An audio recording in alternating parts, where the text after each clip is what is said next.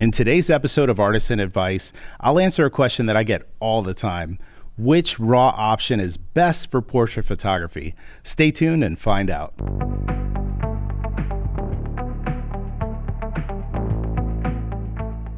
Welcome back, everyone. My name is Miguel Quiles. I'm a Sony Artisan of Imagery, and I'm really excited to tackle this question after realizing that I've never made a video directly addressing the question.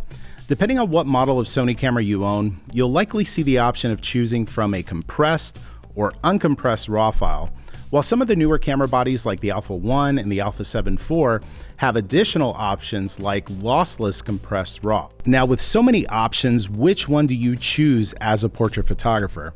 For me personally, I shoot portraits and I've been doing it for years using compressed RAW, and I've rarely ever had an issue with banding or anything in my work. Though the reality is that in certain lighting situations, it was a possibility, albeit very small. Because of that, as soon as uncompressed RAW became an option on Sony cameras, I started to use that and I never really looked back. While those uncompressed RAW files were significantly larger in size, storage really has been relatively affordable. So in my mind, I'd rather have the highest quality image that my camera can produce and deal with storing those images on something like an external hard drive. If you own one of the newer bodies that offers compressed, lossless RAW files, and you want to save on storage without compromising your image quality, that's going to be an option that you'll want to look at closely.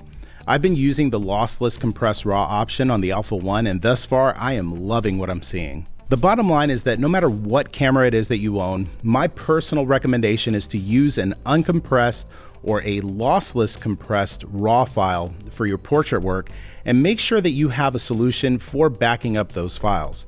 There's deals online all the time for external hard drives where you could save them safely and enjoy the benefits of everything Sony Alpha cameras can offer. Let me know in the comments, which RAW options do you use for your portrait work and why? Can't wait to continue the conversation there, and while you're at it, be sure to leave a like on this video and subscribe if you haven't already, as we've got new videos posting up every single week. Now, speaking of new videos, the one that you see here on the screen is one that I highly recommend you check out. Thanks for watching, and I'll see you there.